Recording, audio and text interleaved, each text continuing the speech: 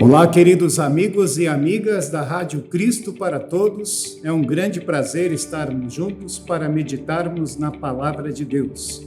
Eu sou o pastor Ailton José Miller, pastor da Igreja Evangélica Luterana do Brasil, em Medianeira, no Paraná.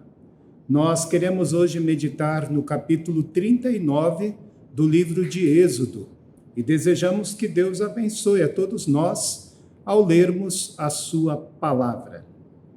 Capítulo 39, ele vai nos ensinar a respeito dos sacerdotes estarem preparados para o culto ao Senhor. Especialmente fala das vestes sacerdotais que foram confeccionadas, feitas pelos levitas, que ajudariam os sacerdotes nesse serviço religioso. E Deus realmente ele quer que o culto a ele seja bem preparado, seja feito com ordem e com decência. Por isso Deus deu esta ordem desde o capítulo 28 do livro de Êxodo, e agora no capítulo 39 nós vemos que o povo preparou e fez tudo muito bem feito, conforme as ordens do Senhor. Eu vou fazer a leitura do capítulo 39 proposto para este dia. Com fios de lã azul, púrpura e vermelha foram feitas as roupas sagradas que os sacerdotes deveriam usar quando servissem no lugar santo. As roupas de sacerdote para Arão foram feitas como o Senhor havia ordenado a Moisés. Fizeram o manto sacerdotal de fios de lã azul, púrpura e vermelha, de linho fino e de fios de ouro. Fizeram lâminas finas de ouro batido, que foram cortadas em fios para serem tecidos com o linho fino e com os fios de lã azul, púrpura e vermelha. Fizeram 2 alças para o manto, as quais foram presas nos seus 2 lados. O cinto que passava pela cintura do manto formava uma só peça com ele e era feito dos mesmos materiais como o Senhor havia ordenado a Moisés. As pedras de ágata foram preparadas e montadas em engastes de ouro, e com muita habilidade gravaram nas pedras os nomes dos filhos de Jacó, os nomes das tribos. Colocaram essas pedras nas alças do manto sacerdotal para representarem as 12 tribos do povo de Israel, como o Senhor havia ordenado a Moisés. O peitoral foi feito como o manto sacerdotal. Eles o fizeram de fios de lã azul, púrpura e vermelha, e de linho fino, enfeitado com bordados. O peitoral era quadrado e dobrado em 2. Media 1 palmo de comprimento por 1 palmo de largura. Nele foram colocadas 4 carreiras de pedras preciosas. Na primeira, puseram um rubi, um topázio e uma granada. Na segunda carreira puseram uma esmeralda, uma safira e um diamante. Na terceira puseram uma turquesa, uma ágata e uma ametista. E na quarta, um berilo, um ônix e um jaspe. Essas pedras foram montadas em engastes de ouro, e cada uma dessas pedras estava gravado o nome de um dos filhos de Jacó, para representar as 12 tribos de Israel. Com fios de ouro puro, trançados, fizeram cordões para o peitoral. Fizeram também 2 argolas de ouro e as prenderam nas pontas da parte de cima do peitoral. Passaram os 2 cordões de ouro nas suas argolas, nas 2 argolas, e prenderam as 2 pontas dos cordões nos 2 engastes de ouro do peitoral, que foram presos nas 2 alças do manto, na parte da frente. Fizeram outras 2 argolas de ouro e as prenderam nas 2 pontas, debaixo do peitoral, na borda do lado de dentro do manto. Fizeram mais 2 argolas de ouro e as prenderam nas pontas das 2 alças do manto, embaixo, na frente dele, perto da costura e acima do cinto, como o Senhor havia ordenado a Moisés. Com um cordão azul, eles prenderam as argolas do peitoral nas argolas do manto para que o peitoral ficasse preso acima do cinto e não se soltasse. A sobrepeliz, roupa que vai por cima do manto sacerdotal, era tecida inteiramente de fios de lã azul. No meio dela havia uma abertura para a cabeça. Essa abertura era rematada com uma tira de malha que não se rasgasse.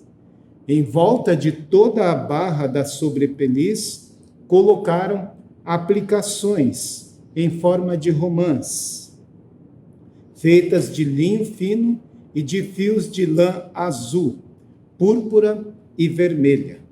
Fizeram também sininhos de ouro puro e os puseram entre uma romã e outra. Desse modo, a barra da sobrepeliz ficou enfeitada com uma carreira de sininhos intercalados com romãs, da seguinte maneira: um sininho, uma romã, outro sininho, outra romã, conforme o Senhor havia ordenado a Moisés. Fizeram túnicas de linho para Arão e os seus filhos, e a mitra, os chapéus, os calções de linho e o cinto tecido de linho fino e de fios de lã azul, púrpura e vermelha, enfeitado com bordados, conforme o Senhor havia ordenado a Moisés. Fizeram ainda de ouro puro uma placa para a coroa sagrada, e nela gravaram a seguinte frase: separado para o Senhor. E amarraram a placa com um cordão de lã azul para prendê-la na parte de cima da mitra, como o Senhor havia ordenado a Moisés. Todo o trabalho da tenda da presença de Deus foi acabado. Os israelitas fizeram tudo como o Senhor havia ordenado a Moisés. Eles levaram a Moisés a tenda e todo o seu equipamento, os prendedores, as armações, as travessas, os postes e as bases. Levaram a cobertura de peles de carneiro tingidas de vermelho, a cobertura de peles finas, com a cortina que separava o lugar santíssimo do lugar santo, a arca da aliança com as placas de pedra, os cabos e a tampa da arca. Levaram a mesa e todo o seu equipamento, os pães oferecidos a Deus, o candelabro de ouro puro, as suas lamparinas, todo o seu equipamento e o azeite para as lamparinas. Levaram o altar de ouro, o azeite de ungir, o incenso cheiroso, a cortina da entrada da tenda, o altar de bronze com a sua grelha e os seus cabos e todo o seu equipamento. E a pia com o seu suporte. Levaram as cortinas do pátio e as suas cordas, as estacas da tenda e todo o equipamento para ser usado nela. Levaram as roupas vistosas para os sacerdotes usarem no lugar santo, isto é, as roupas sagradas do sacerdote Arão e de seus filhos. Os israelitas fizeram todo o trabalho como o Senhor havia ordenado a Moisés. Moisés examinou cada coisa e viu que tinham feito tudo de acordo com o que o Senhor havia ordenado. Então Moisés os abençoou. Até aqui a leitura do capítulo 39 do livro de Êxodo. Um capítulo muito especial dentro da Escritura Sagrada, que nos ensina que Deus ele deseja que os seus servos prestem culto, prestem adoração a Ele de uma forma ordenada, com ordem e com decência. Então, que os sacerdotes estivessem bem preparados para poderem oficiar os cultos ao Senhor. Por isso, nós lembramos que o capítulo 39 mostra que as vestes sacerdotais, elas foram confeccionadas, elas estavam prontas, e Moisés, então, averiguou e abençoou o trabalho feito pelos irmãos. Assim como as vestes sacerdotais distinguia Arão e os seus filhos, Deus também, ele de forma muito especial, nos veste com a sua justiça e nos distingue também como sacerdotes reais. Todos nós temos uma função como filhos de Deus, que é testemunhar os grandes feitos do Senhor. Por isso, uma pergunta interessante a gente faz agora. Como é que você se veste para ir à igreja? Como é que você se veste quando você vai no culto? Olha, nós não somos obrigados a usar roupas especiais para ir na igreja, para ir no culto. Mas Deus, sim, Ele nos cobre de uma salvação, de uma veste especial. Deus vem até nós e nos santifica, e assim nós somos revestidos por Deus para estarmos sempre testemunhando o seu amor. Deus nos cobre com as vestes da salvação.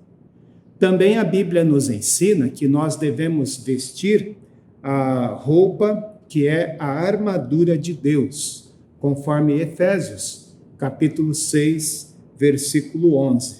Sendo assim, nós entendemos que nós podemos, talvez não usar a melhor roupa na igreja, mas sempre precisamos vestir o melhor de Deus, que é a sua palavra, que é aquilo que ele nos oferece através dos sacramentos, o batismo, a Santa Ceia, através do Evangelho, ele nos oferece o perdão, a vida e a salvação.